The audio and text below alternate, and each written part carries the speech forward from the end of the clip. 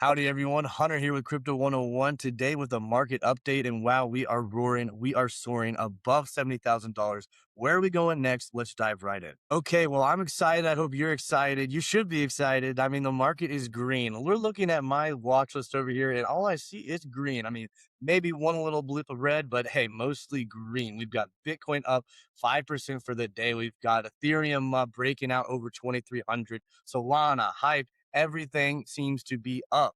And if we look at Bitcoin right now on the week with this beautiful big green candle, well, that is up 15% as of now, up around 72.7K. So let's see, how do we get there? Why are we moving now? Well, let's take this high time frame right now. You'll notice that I'm looking at a weekly chart.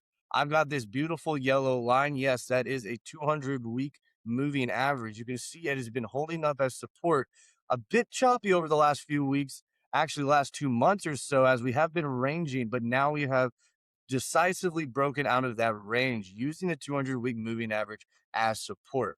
Well, is that the only form of support? No, it's not. It never is. There's always more confluence, and this is why this level is so paramount. We've got the anchored volume weighted average price from the 2022 cycle lows around $15,000. This is the volume weighted average price from that move.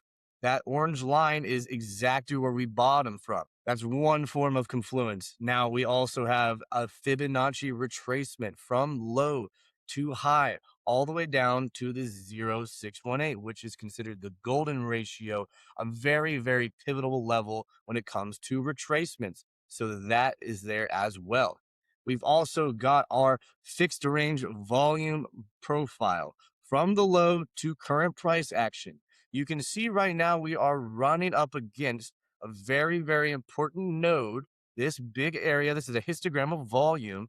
You'll see that this orange line right here, this is what we call the value area high. Okay, from a volume profile analysis, that's around 72K, and we're coming up to it right now.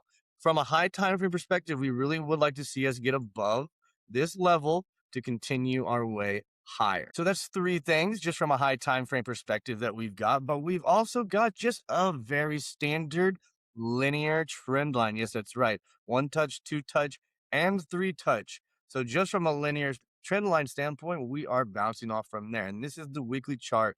And we can see that our relative strength index down here has a lot of room still to move on the weekly, which means momentum can still be positive going forward for some time. Now looking a little bit more locally here on the Bitcoin chart on the daily, you will notice that this range we were identifying, okay, from the beginning of June to where we are now, from around the 57.7K low up to about that 67K high, just ranging back and forth, and actually never coming back to the other side of the range. You'll see I'm using a parallel channel here to measure this range, and this dashed line is actually the midpoint of the range, holding up very nicely, actually broke out from that level. And so this range that we're looking at is what's most important.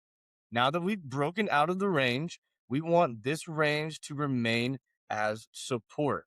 Okay, so if there was ever a move back to the downside, we would want to see these 67, 68K highs hold as support. But the big thing here is that price, that is right, price broke out of the 200-day moving average. You can see this is that yellow line as it held up back at the beginning of May around the 82 to 83K level as resistance, but now being used as maybe a form of support as we have broken out of that as of yesterday. So you don't really have to look too much farther than these beautiful green candles to say that this is bullish. Okay, the time is now. The time has always been now. Those that have been paying attention are being rewarded right now. However, where could we see price possibly move to? Well, I'm going to take a fixed range volume profile from the beginning of this range back at the beginning of February. I'm going to pull it out right here, and you'll see we're actually coming up into a bit of resistance right here around 73K. So I would expect people to take some profit here, and there could be a little bit of hesitation as price starts to cool down because this is a very momentous move. And so if we do get a pullback at all, we want to see this 200-day moving average really hold up support. And then if it goes any deeper, we want that top of the range around 67 to 68K to hold as well. So call this a bit of a zone of support. Now, if that holds a support, this allows us to get another wave up.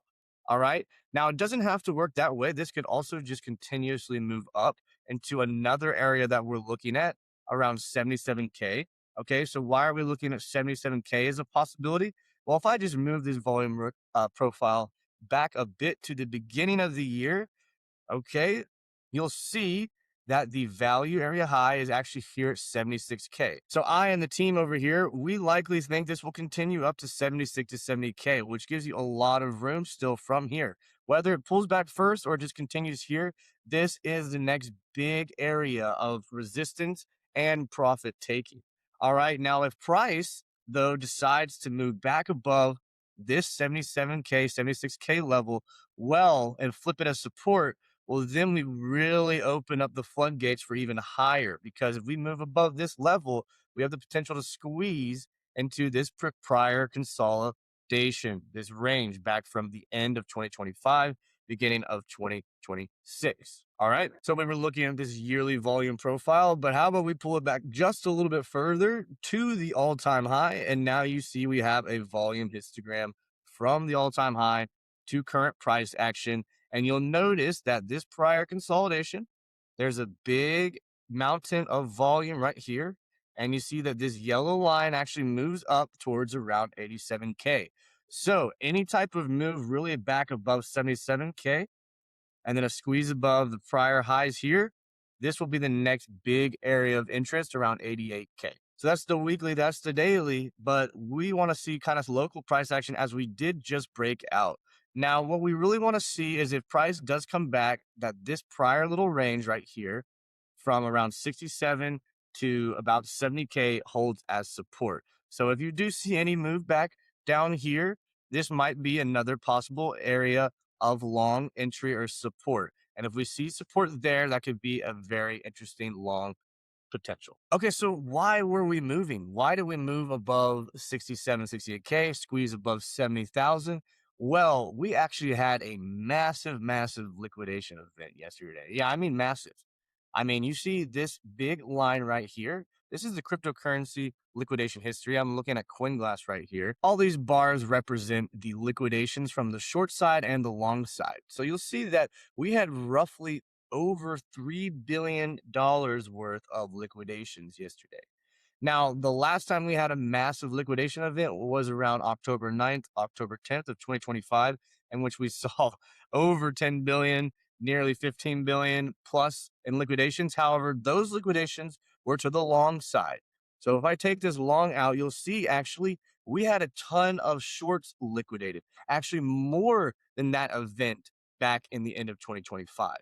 We had roughly $2.7 billion worth or more of short liquidations. What does that mean? That means we had a short squeeze. That means that a lot of people were short going into yesterday, into the crypto White House meeting, into the FOMC minutes. And as price finally broke above the range, those shorts got squeezed and that propelled price higher. So that was the impetus for the big price movement. Now, on the other side of that liquidation is the institutions. Okay. So looking at ETF flows down here, looking at ETF data, and you'll notice that yesterday, August 19th, during that liquidation event, we actually had over $500 million into Bitcoin spot ETFs. Now, that is positive. But one thing I want to bring your attention to is if you look at the weekly, as of now the week is not over, we've had over $1 billion in inflows. Now, if I scroll down a little bit farther, when's the last time we had over $1 billion